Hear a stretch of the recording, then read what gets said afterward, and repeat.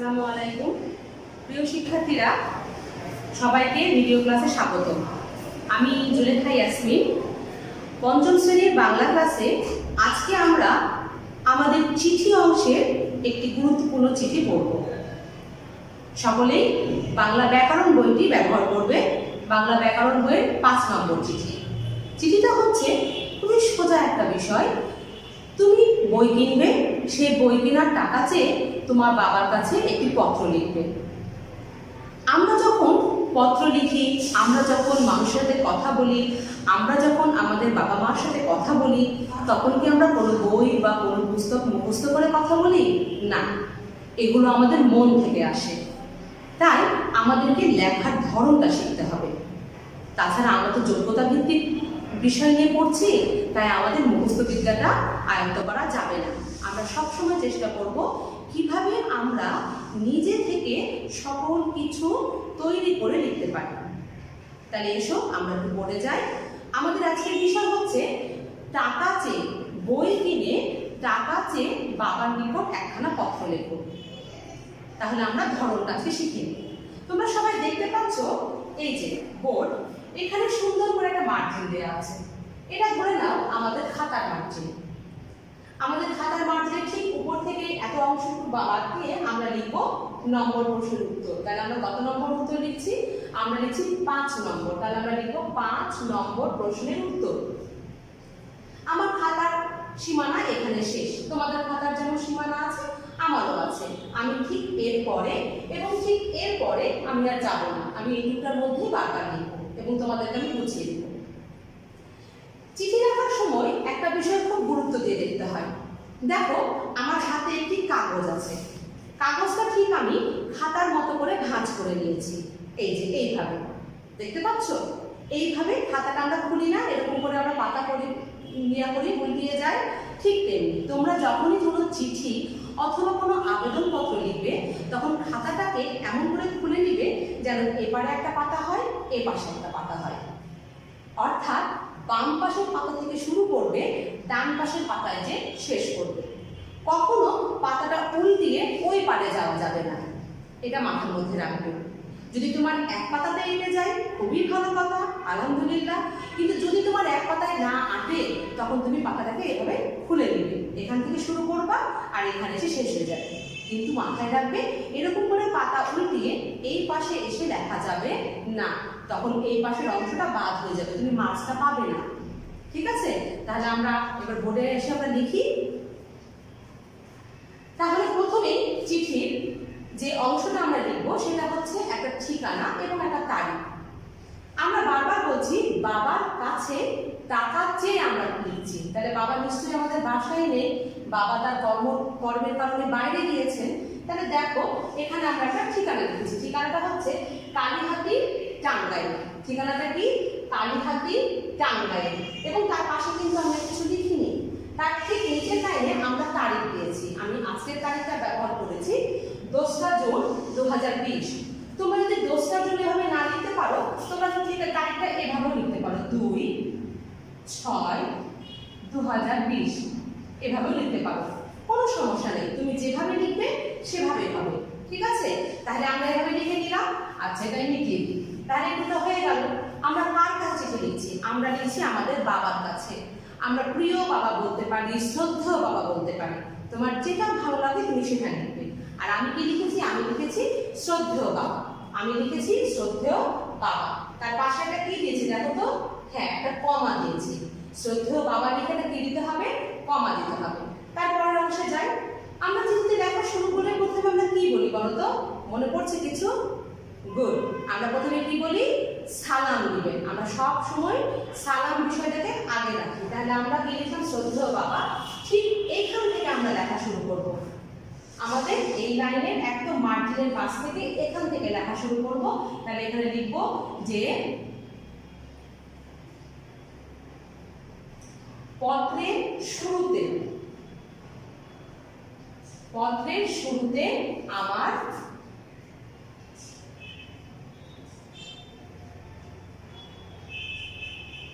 সালাম নিবেন। তাহলে আমরা কি লিখলাম? পত্রের শুরুতে আমার সালাম নিবেন। তারপর আমরা একটু কুশল বিনিময় করি, যেমন আশা করি আপনি ভালো আছেন, আমরাও ভালো আছি। তাহলে আমার তো খাতার এখানে শেষ, তাহলে আমি আবার নিচের লাইন থেকে শুরু করব এবং আমরা লিখব যে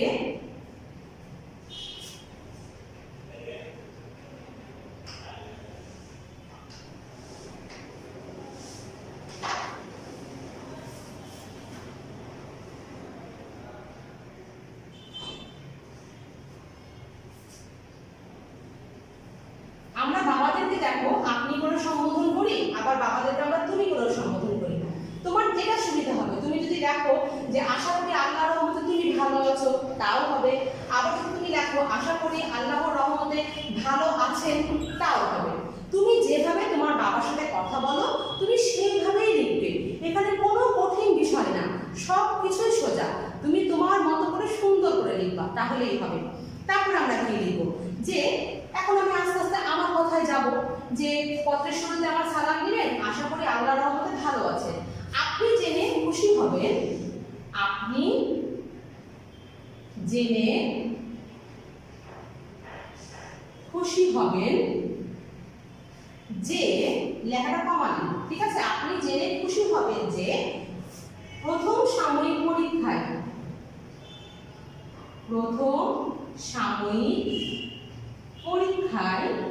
আমি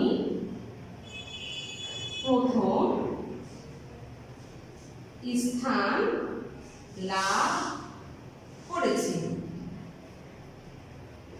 এটা তো খুব খুশির খবর, তাই না? আমাদের বাবা মারা কিন্তু সবসময় আমাদের ভালো রেজাল্টই চায়। তাহলে আমি এটা লিখতেই পারি যে আপনি জেনে খুশি হবেন যে প্রথম সাময়িক পরীক্ষায় আমি প্রথম হয়েছি। এখন কমা আমার কিছু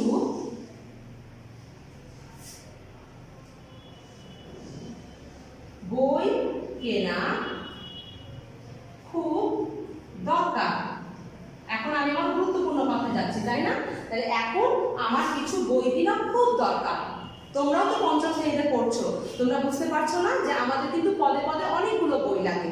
যেমন তোমাদের প্রথমে ধরো তোমাদের তো বোর্ড বই তোমরা পেয়ে যাও, তারপর দেখো আমাদের বছর গেলে মাঝামাঝিতে এসে আমাদের একটা টেস্ট পেপারের খুব প্রয়োজন পড়ে, বা ধরো তুমি অন্য কোনো একটা গ্রামার বই কিনতে চাচ্ছ, যে কোনো বই গুরুত্বপূর্ণ, বা একটা তুমি একটা অভিধান কিনতে চাচ্ছ, সেইটাই তুমি তোমার বাবাকে বলছো যে এখন আমার কি একটা গুরুত্বপূর্ণ বই কিনা খুব দরকার। তাহলে বই যদি আমি কিনতে চাই তাহলে আমাদের কি প্রয়োজন বলো তো? হ্যাঁ, আমাদের টাকা প্রয়োজন। তাহলে কত টাকা লিখবো? তাহলে লিখবো যে এখন আমার কিছু বই কেনা খুব দরকার, ঠিক আছে? তাই আমার, শিক্ষার্থীরা একটু খেয়াল করো, আমরা তো বোর্ডে লিখছি, তাহলে আমি তো এখান থেকে পরে আর লিখতে পারবো না, তাই আমি এখানে একটু উপরের অংশটা মিটিয়ে দিচ্ছি। এখান থেকে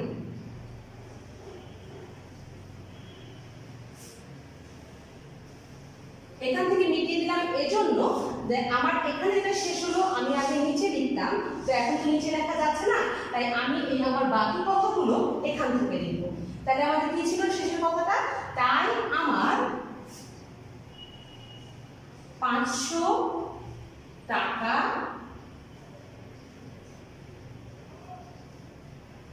প্রয়োজন।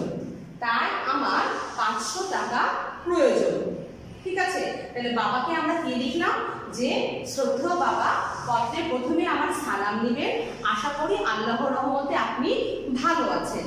আপনি জেনে খুব খুশি হবেন যে প্রথম সাময়িক পরীক্ষায় আমি প্রথম স্থান লাভ করেছি। এখন আমার কিছু বই কেনা খুব দরকার, তাই আমার 500 টাকা প্রয়োজন। তাহলে চিঠির এই গুরুত্বপূর্ণ যে লেখার আমাদের যে বক্তব্যটা, সেই বক্তব্যের অংশটুকুটা কিন্তু আমার শেষ হয়ে গেল। এখন আমরা যাব পরের অংশে। পরের অংশে আমরা কি লিখব? যে একটু গ্যাপ দিলাম, দেখতে পাচ্ছ আমার এখানে যে লাইনটা শেষ হলো সেই লাইন থেকে আমি একটু গ্যাপ দেব, তার মানে আমি দ্বিতীয় যে গুরুত্বপূর্ণ অংশটা শুরু করছি সেই অংশটা আমি বুঝিয়ে দিতে যেন পারি, যিনি আমার খাতা দেখবে তিনি যেন সেই অংশটা খুব সুন্দর করে বুঝতে পারে। তাহলে আমি অবশ্যই এখানে 2 আঙ্গুল মতো গ্যাপ দিব, নিয়ে এখানে আমি লিখব যে ও ভালো আছি। তোমার কথা বলে দিলে, তারপরে আমরা কাদের কথা বলবো, তারপরে আমরা আমাদের লিখবো? মা।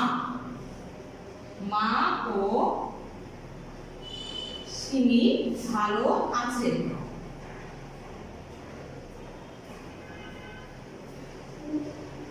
আরো কিছু কথা আমরা অ্যাড করতে পারি, যেমন আমাদের জন্য আপনি, এটা আমরা লিখিয়ে দিই, তাহলে আমরা পরের অংশটা ভালো করে লিখতে পারবো। আমাদের জন্য আপনি কি করবেন না বলতো? হ্যাঁ, দুশ্চিন্তা করবেন না। আমাদের জন্য আপনি দুশ্চিন্তা করবেন না। ঠিক আছে, তাহলে এটা আমরা শেষে সুন্দর করে লিখতে পারি যে আমি ভালো আছি, মা ও সিমি ভালো আছে, আমাদের জন্য আপনি দুশ্চিন্তা করবেন না। ঠিক আছে, তাহলে আমাদের চিঠির যে মাঝখানের যে গুরুত্বপূর্ণ বক্তব্যগুলো থাকে সেগুলো আমাদের শেষ হয়ে গেল।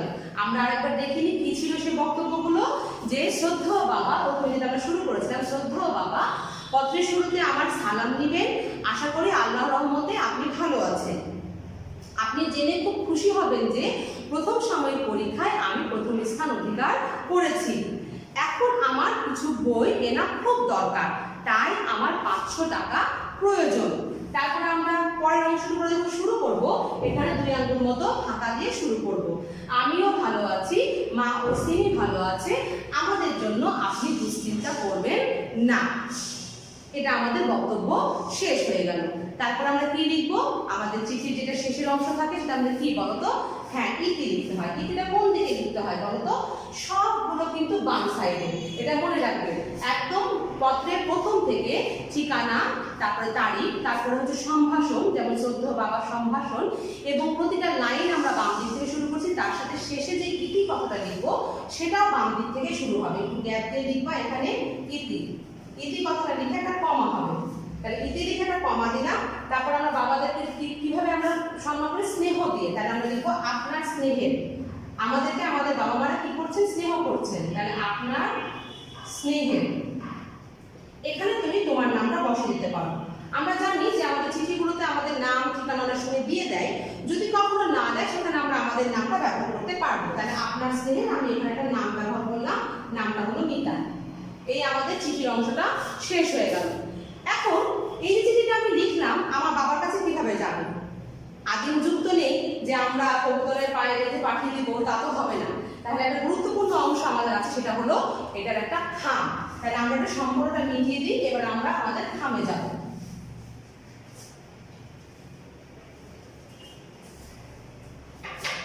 যখন তোমরা খাম আঁকাবে অবশ্যই স্কেলের ব্যবহার করবে। দেখো আমি একটা স্কেল নিচ্ছি, স্কেলটা নিলে কি হবে? দাগটা সোজা হবে এবং লেখাটা দেখতে আমাদের সুন্দর লাগবে। এবার দেখো স্কেলটা আমরা যেখানে আমাদের ইতি কথাটা শেষ হয়ে গেল, ঠিক সেখানে আমরা স্কেলটা এভাবে বসাবো। দেখো আমি একদম মার্জিনের পাশ থেকে কিন্তু নিয়েছি, সবাই দেখতে পাচ্ছ? একদম মার্জিনের পাশ থেকে নিয়েছি। তাহলে এই মার্জিনের পাশ থেকে শুরু করে একদম খাতার শেষ পর্যন্ত আমি একটা দাগ দিব। বড় হোক সমস্যা নেই, বড় হলে কি কোনো সমস্যা আছে? কোনো সমস্যা নেই। তারপরে ঠিক চোখের আন্দাজে ধরো যে 4 লাইন বা 5 লাইন লেখা যাবে, এরকম একটা গ্যাপ নিয়ে আমরা নিচেও একটা দাগ দিয়ে নেব। হয়ে গেল। এবার আমরা এটাকে একটা 4 কোণা বক্স করে নেব। 4 কোণা বক্স করলে কি লাগবে? এদিকে একটা দাগ লাগবে। তাহলে এদিকে দাগটা দিয়ে দিই, এদিকে দাগটাও দিলাম। এবং অনেকেই তোমরা কি করো? এদিকে মার্জিনের সাথে লাগিয়ে দাও। না, মার্জিনের সাথে লাগাবে না, তুমি এখানে একটা আলাদা দাগ দিবে। এই বুঝতে পেরেছো? তোমরা কিন্তু অনেকে কি করো? মার্জিন থেকে ধরে দাগ টানো, এবারে দাগ টানবে না, দেখতে খারাপ লাগে। তুমি কি করবে? এরকম করে আলাদা করে একটা আয়তক্ষেত্র আঁকিয়ে বুঝিয়ে দিবা। তোমরা তো অঙ্কে অনেকে আয়তক্ষেত্র আঁকাও, ঠিক আছে? এরকম করে সুন্দর করে 4 কোণা করে আঁকিয়ে দেখিয়ে দিবে। তাহলে খাম হয়ে গেল। খামের পর আমরা কি দিব? ডাক টিকিট। ঠিক ডান কোণায় একটা ছোট্ট বক্স করতে হবে, বক্স করে এখানে লিখে দিতে হবে ডাক টিকিট। ঠিক আছে? মাঝ বরাবর এখানে একটা তুমি এগুলো দাগ দিবে, উপর থেকেও ধরবে না, নিচ থেকেও যাবে না, একদম মাঝামাঝিতে দাগ দিবে। আমি চিঠি দিচ্ছি, তাহলে আমি কে? আমি হলাম প্রেরক। তুমি পাচ্ছ, তাহলে তুমি কে? তুমি হচ্ছে প্রাপক। তাহলে যে চিঠি দেয় সে হচ্ছে প্রেরক, যে চিঠি পাবে সে হচ্ছে প্রাপক। তাহলে প্রেরক কোন দিকে লিখতে হয়? প্রেরক লিখতে হয় এইদিকে। বাম দিকে। দেখো হাতগুলো যদি তুমি এভাবে রাখো তাহলে তোমার বাম হাতটা পড়বে এই সাইডে আর ডান হাতটা পড়বে এই দিকে।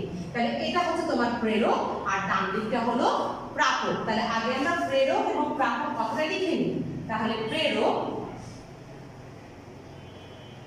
একটা কমা দিবা, তার সাথে সাথে এখানে এসে দেখো লিখবা প্রাপক, একটা কমা দিবা। শিক্ষার্থীরা তোমরা কি খেয়াল করছো আমি কিন্তু এটা একদম এখানে লাগিয়ে দেইনি, এটা অবশ্যই এখানে তোমার একটু গ্যাপ থাকবে। তুমি ওটা থেকে নেবে মাঝে মাঝে যেখানে ডাক টিকিট লেখা শেষ হলো তার ঠিক চোখের আন্দাজে তার নিচ থেকে কিন্তু আমি লিখেছি। বুঝতে পেরেছো? হ্যাঁ, এভাবেই লিখবে। তাহলে প্রেরককে বলো তো আরেকবার। হ্যাঁ, প্রেরক তুমি নিজে। আর প্রাপককে, প্রাপক এখানে কে হবে? প্রাপক এখানে বাবা হবে।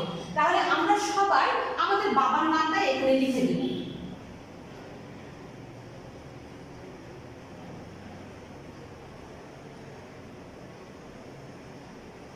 আর চিঠিতে আমি যে নামটা ব্যবহার করেছিলাম সেই নামটা আমি এখানে ব্যবহার করছি।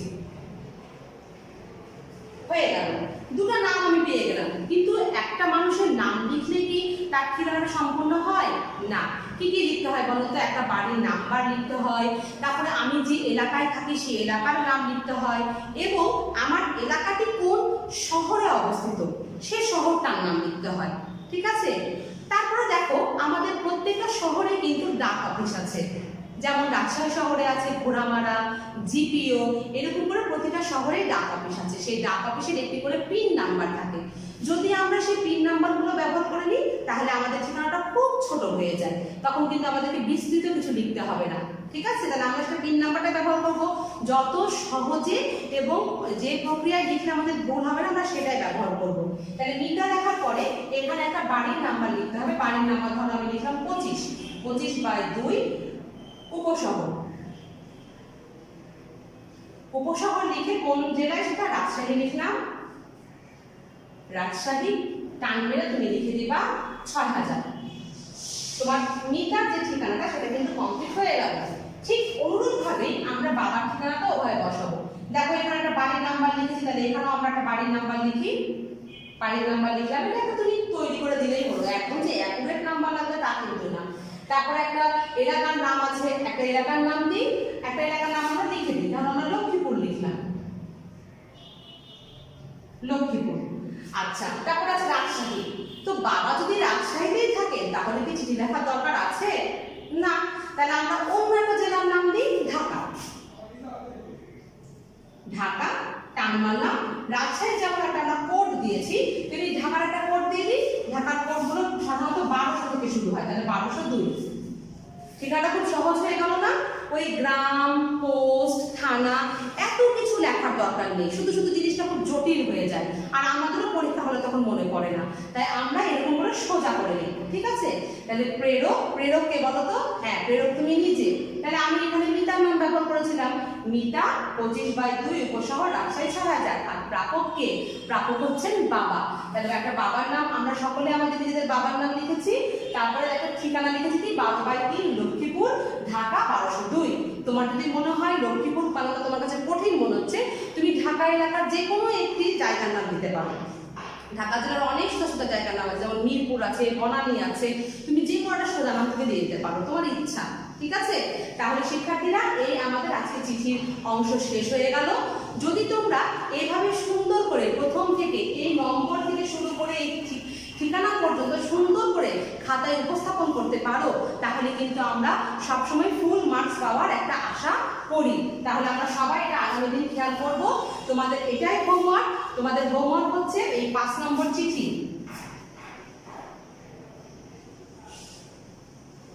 এটা সুন্দর করে লিখে আমাকে সেন্ড করবে। সবাই সুস্থ থাকো, ভালো থাকো, আল্লাহ হাফেজ।